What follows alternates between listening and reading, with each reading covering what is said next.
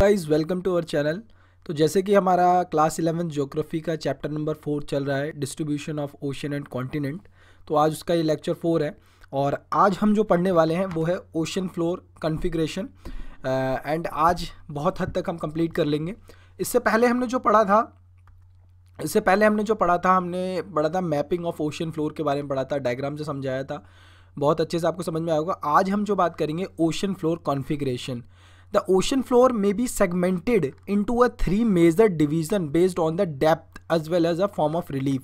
Okay, ocean floor को ना 3 major division में बांटा गया है, किसके बिहाफ पे, डेप्थ किसके बेस पे, सॉरी के डेप्थ के बेस पे, और आपका जो फॉर्म ऑफ रिलीफ, ठीक है, किस तरह के रिलीफ पाए जाते हैं। रिलीफ में मतलब आपके ओशन के अंदर आपका आइसलैंड पाया जाता है, डीप ट्रेंचेस पाई जाती हैं और आपका वोल्केनो इरप्शन भी होता है वहाँ पर। तो वो सारी चीज़ों को क्या कहते हैं, फॉर्म ऑफ रिलीफ। प्लेटू वगैरह जो पाए जाते हैं पानी के अंदर, तो वो उन्हें क्या कह रहे हैं हम, फॉर्म ऑफ रिलीफ। अब these division are a continental margin, deep sea basin and mid ocean ranges. अब ये जो है हमारा 3 उसमें है, continental margin, deep sea basin and mid ocean ranges. अब इनको हम एक एक करके पढ़ेंगे। The first one is our continental margin. These from the transition between a continental shores and deep sea basins. They include continental shelf, continental slope, continental rise and deep oceanic trenches. अब ये word जो है ये बहुत important है और इनका meaning भी मैं आपको समझाने की कोशिश करूँगा डायग्राम से। अब देखिए ये जो है ना ये हमारा लैंड है, ओके, ये हमारा कॉन्टिनेंट है और ये हमारा ओशनिक बेड है। जैसे कि हमने पढ़ा था पहले ही कि हमारा जो ओशनिक बेड है वो पूरा प्लेन नहीं है, उसमें आपको अबिसल प्लेन भी देखने के लिए मिल जाते हैं, मिड ओशनिक रिजेस भी देखने के लिए मिल जाती हैं, आइसलैंड वगैरह भी देखने के लिए मिल जाते हैं। लेकिन जब कॉन्टिनेंट से लगा हुआ जो ये हमारा ओशनिक वाटर होता है ना, तो यहाँ पर सबसे पहले जो हमारा आता है ये होता है कॉन्टिनेंटल शेल्फ। कॉन्टिनेंटल शेल्फ में क्या होता है, यहाँ तक अगर आप चल के जाएंगे तो आप चल के चले जाएंगे यहाँ तक, यहाँ पर अगर आप पैदल जाएंगे पानी के अंदर तक तो इसके ऊपर आप चल सकेंगे। ये हमारा हो गया कॉन्टिनेंटल शेल्फ। और कॉन्टिनेंटल शेल्फ की एक और क्या बात होती है खास, ये यहाँ पर आपको सनलाइट ईजिली देखने को मिल जाती है, यहाँ तक सनलाइट ईजिली पहुँच जाती है और यहाँ पर आपको सेडिमेंट भी अच्छा देखने के लिए मिल जाता है। और तीसरा पॉइंट यहाँ पर ये कि यहाँ पर आपको फॉसिल्स भी और मिनरल्स वगैरह भी बहुत यहाँ पर मिल जाते हैं। कहाँ पर, कॉन्टिनेंटल शेल्फ में। फिर जैसे ही फर्दर आप थोड़ा आगे बढ़ेंगे तो एक स्लोप देखने के लिए मिलता है, ओके, एक झुकाव देखने के लिए मिलता है, तो हम इसे क्या कहने लगते हैं, कॉन्टिनेंटल स्लोप के नाम से जानते हैं हम इसे। फिर ऐसे ही जब हम आगे जाते हैं तो कॉन्टिनेंटल राइज, जैसे ही नाम से पता लग रहा है कॉन्टिनेंटल राइज कि राइज हुआ है कॉन्टिनेंट में, तो यहाँ पर क्या होता है, जब ये पानी के साथ यहाँ पर स्टेडी स्लोप होता है, यहाँ पर आकर के ना सेडिमेंट जमा हो जाते हैं, यहाँ पर सेडिमेंट जमा हो जाते हैं, तो हम इस जगह को क्या कहने लगते हैं, कॉन्टिनेंटल राइज कहने लगते हैं, कॉन्टिनेंटल राइज। आई होप आपको समझ में आया होगा मैं क्या कह रहा हूँ। ओके, ये हमारी होती है शोर लाइन, जो हमने बताया ना कॉन्टिनेंटल शोर, तो ये हो गई हमारी कॉन्टिनेंटल शोर लाइन। अब इसके बाद ये आपको सीक्वेंस में आ सकता है, पेपर में आपसे पूछ सकता है कि इसका सीक्वेंस क्या है, तो आपको पता होना चाहिए। पहले हमारा आता है शेल्फ, फिर हमारा आता है स्लोप, कॉन्टिनेंटल स्लोप, फिर हमारा आता है राइज, कॉन्टिनेंटल राइज आता है हमारा। तो ये आपको पता होना चाहिए, वही यहाँ पर बात की गई है और यहाँ पर हमने देख लिया। और आपका एक है डीप ओशनिक ट्रेंचेस, इसके बारे में मैं आपको पहले भी पढ़ा चुका हूँ और एक बार और देख लेते हैं डायग्राम से। ये हमारा ओशनिक ट्रेंचेस, ये डीप ओशनिक ट्रेंचेस। ट्रेंचेस का मतलब होता है गड्ढा, गड्ढा। आप देखें तो ये पूरा आपको गड्ढा देखने के लिए मिल रहा है। यहाँ पर हुआ क्या है, सीधी सी बस ये हुआ है कि ये जो ओशनिक क्रस्ट है, ठीक है, ओशनिक क्रस्ट है, ओशनिक प्लेट जो है वो ये सीधा सबडक्ट हो जाती है आपका कॉन्टिनेंट प्लेट के साथ। तो इसमें क्या होता है, इसकी वजह से यहाँ पर एक गड्ढा बन जाता है, ट्रेंच बन जाता है। अभी जब हम प्लेट टेक्टोनिक थ्योरी पढ़ेंगे तो ये आपको बहुत अच्छे से समझ में आएगा। अभी के लिए आप इतना समझिए, डीप ओशनिक ट्रेंचेस ये गड्ढे टाइप के होते हैं, बहुत गहरे होते हैं, ओके। सबसे ज़्यादा ओशन में जो गहरा पार्ट होता है हम उन्हें ट्रेंचेस कहते हैं, ये इतना आप अभी याद रखिए।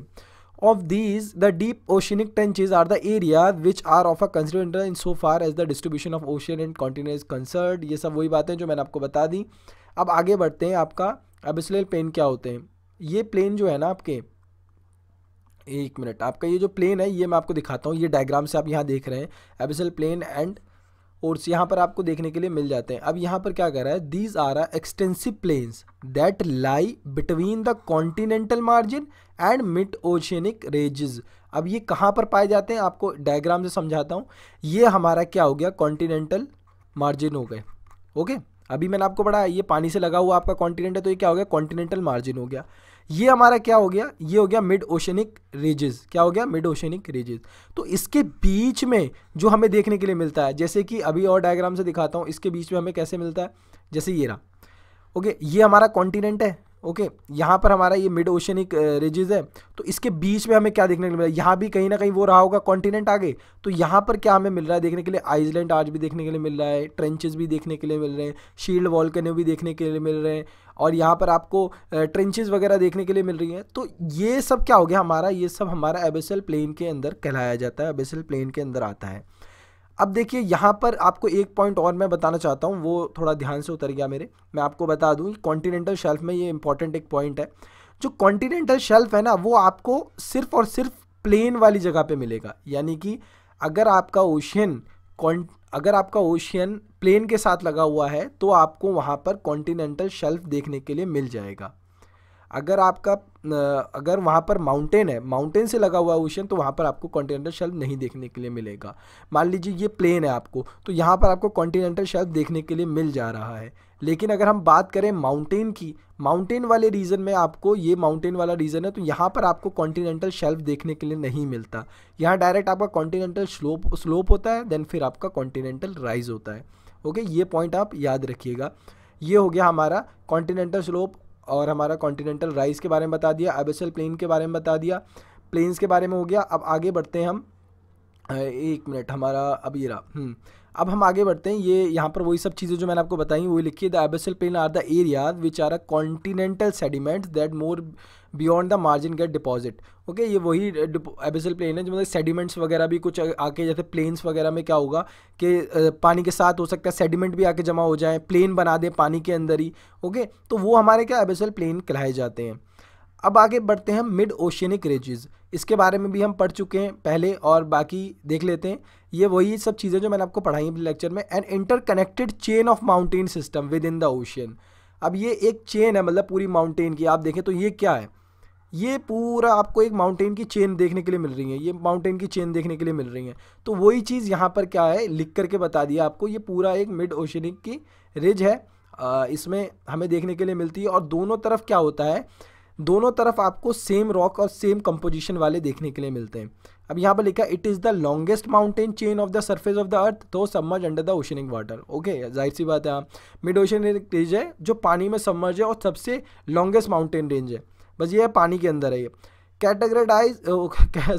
Characterised by a central rift system at the crust and a fraction plateau and flank zone all along its length. Okay, यहाँ पर यही सारी चीज़ें बता रखी हैं जो मैंने आपको बताया। मिड ओशनिक के रीजन के अंदर आपको प्लेट्यू और फ्लैंक जोन वगैरह देखने के लिए मिल जाती हैं, क्रस्ट वगैरह भी देखने के लिए मिल जाती हैं।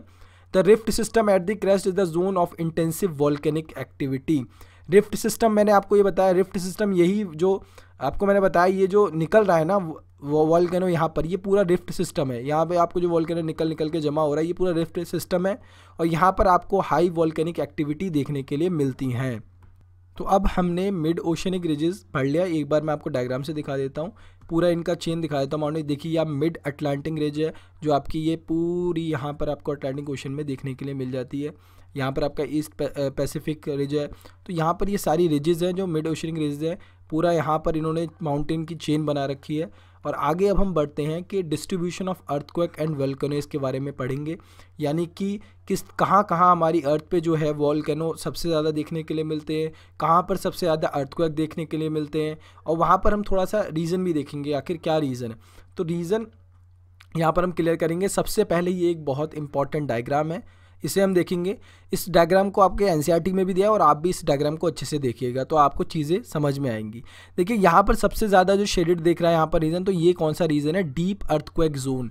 ये यहाँ पर आप देख सकते हैं, ठीक है, अल्पाइन वाला रीजन। और यहाँ पर अगर आप देखेंगे ये पूरा रीजन आपका, एंड ये यहाँ पर आपका पूरा रीजन, तो ये कौन सा है, आपका डीप अर्थक्वेक जोन है।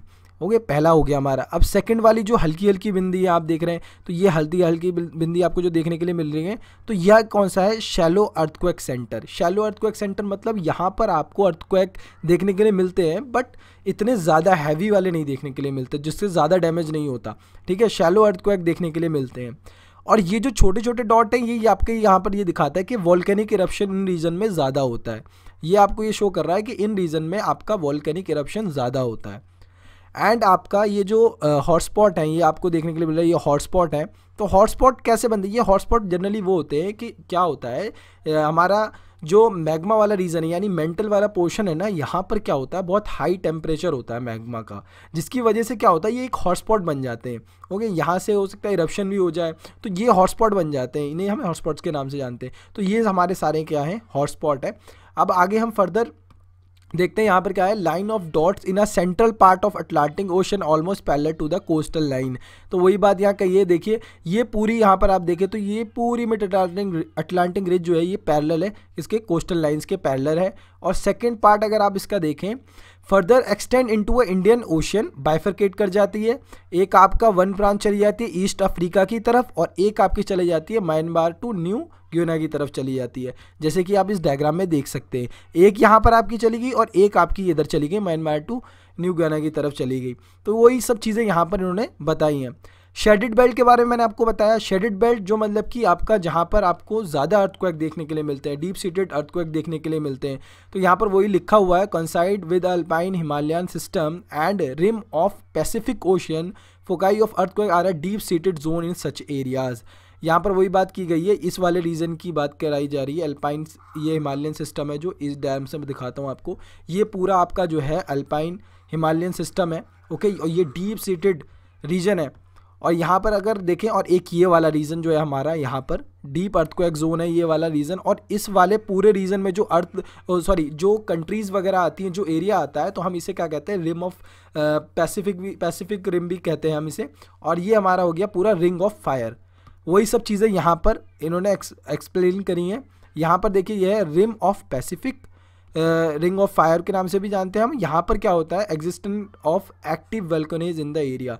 इस इलाके में क्या है, एक्टिव वल्कनो देखने के लिए मिलते हैं, क्योंकि जो हमने डायग्राम में देख लिया, ये डायग्राम इंपॉर्टेंट है, इसे आप बार बार रिवाइज कीजिएगा आपके एनसीईआरटी में, तो आपको चीज़ें और अच्छे से समझ में आएंगी। अब बढ़ते हैं हम concept of C floor spreading की तरफ। Concept of C floor spreading में क्या है, यहाँ पर जो मैंने आपको समझाया था पहले डायग्राम में, वही सारी चीज़ें यहाँ पर। It was realize that all along the mid oceanic ridges the volcanic eruption are a common and they bring huge amount of lava to the surface in this area. यानी कि भाई ये देखो, मिड ओशियनिक रीजेस है, यहाँ से magma निकलता है, तो यहाँ पर लावा बहुत सारा जमा होता रहता है, ये कहा है पहले पॉइंट में। दूसरे पॉइंट में कहा है, the rock equidistant on either side of the crust of mid oceanic ridge show a remarkable similarity in terms of period of formation, chemical composition and magnetic properties. मतलब यही कि जब ये साथ में निकल रहे हैं, एक साथ जो निकल रही है, यहाँ पर जो माउंटेन बन रही है, यहाँ पर माउंटेन चेन बन रही है, तो इनके अंदर आप कंपोजिशन देखेंगे, रॉक का जो फॉर्मेशन देखेंगे और इनकी एज देखेंगे, वो सारा का सारा आपको एक ही टाइम का मिलेगा, एक ही प्रॉपर्टी होगी, ये बात कही गई है। और दूसरा क्या है, rock closer to the mid oceanic ridge have a normal polarity and ये आर द यंगेस्ट। ये भी मैंने आपको बताया कि जो यहाँ पर निकलेंगे वो यंगेस्ट है, और जितना दूर चले जाएंगे उतना ही ओल्डर और ओल्डेस्ट होते चले जाएंगे। हमारे जो भी रॉक है, जो पूरा माउंटेन का चेन सिस्टम है। द सेकेंड है, the age of a rock increase as one move away from the crust. जैसे मैंने बताया, मिड ओशियनिक रीज से जैसे जैसे दूर जाते जाएंगे, वैसे वैसे ही हमारा क्या है, एज ऑफ रॉक भी वो ओल्डर होती चली जाएगी। तीसरा पॉइंट है, the ocean crust rocks are a much younger than the continental rocks. जाहिर सी बात है, ये भी पढ़ा दिया। The age of rock in the oceanic crust is nowhere more than the 200 million years old and some of the continental rock formation are as old 30 to 100 million years ago. देखिए, ये मैंने आपको डायग्राम से बताया भी था पहले कि अब जैसे जैसे ये रॉक दूर जाते रहेंगे, तो कई सालों बाद जाके ये कॉन्टिनेंट में यहाँ पर होगा, इनका पहुँचेगी ये ओशियनिक क्रस्ट। तो यही यहाँ पर बात कही गई है कि इनकी जो एज है ओशन क्रस्ट की, तो ये अभी बने होते हैं, ये बहुत टाइम पहले बन चुके होते हैं। इनका जो डिफरेंट है 200 मिलियन ईयर्स अगो, और ये 30 to 100 मिलियन ईयर्स अगो के पहले के बने हुए, ये इनकी एज का डिफरेंस होता है। अब आगे बढ़ते हैं। The sediment of the ocean floor are unexpectedly very thin. यहाँ पर वही बात कही गई है कि जो सेडिमेंट्स यहाँ पाए जाएंगे तो वो बहुत थिन होंगे एज़ कम्पेयर टू कॉन्टिनेंट। जाहिर सी बात है, इन्हें बने हुए बहुत टाइम हो गया और इन्हें अभी बने हैं, तो इनके सेडिमेंट्स भी वेरी थिन ही होंगे। तो वही बात यहाँ पर बस कही गई है। पांचवा पॉइंट है, the deep trenches have a deep seated earthquake occurrence while in the mid ocean ridges the quake foci have a shallow depth. यहाँ पर ये कहा गया, जो मैंने आपको बताया था डीप ओशियनिक ट्रेंचेस होती हैं, यहाँ पर अब क्या हो रहा है, यहाँ पर आपकी जो ओशियनिक क्रस्ट है वो जाके कॉन्टिनेंट वाली क्रस्ट में सबडक्ट हो रही है, नीचे जा रही है। तो यहाँ पर क्या होता है, यहाँ ट्रेंचेस बन जाती हैं, ट्रेंचेस मतलब गड्ढे बन जाते हैं, और यहाँ पर जो है यहाँ पर आपको अर्थक्वेक भी देखने के लिए मिल जाते हैं, क्योंकि जब दो प्लेट आपस में वो हो रही है, सबडक्ट हो रही है एक, तो वहाँ पर आपको अर्थक्वेक भी देखने के लिए मिल जाते हैं।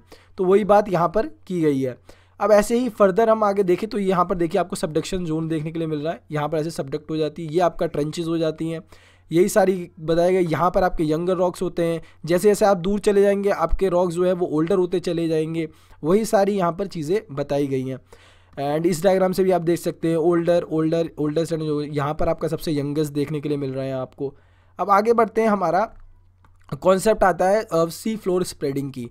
फिर क्या होता है 1961 में क्या होता है, considering this fact and detail analysis of magnetic properties of the rocks on either side of mid oceanic ridges, Harry has propose his hypothesis known as a sea floor spreading.